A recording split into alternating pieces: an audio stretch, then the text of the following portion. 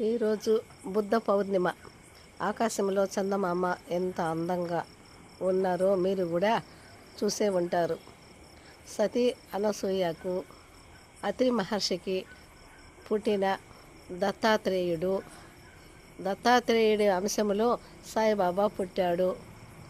దత్తాత్రేయుడికి important అయిన రోజు. సాయిబాబా కూడా దత్తాత్రేయుడే కాబట్టి చాలా ఇంపార్టెంట్ గల రోజు.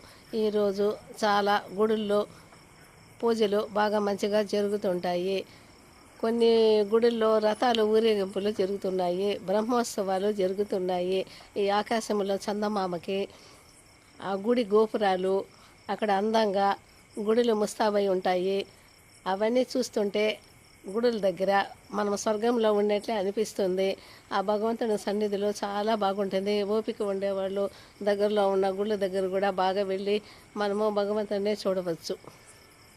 చాలా అందంగా బాగుంది. ఈ ప్రకృతి అంతా ఎప్పటికీ ఇలాగే ఉండిపోవాలి, చందమామ కూడా ఇలానే ఉండిపోవాలి అనిపిస్తుంది మనసుకు. చాలా అందంగా ఉంది. వెన్నెల రోజుల్లోనే అందంగా బాగుంటుంది.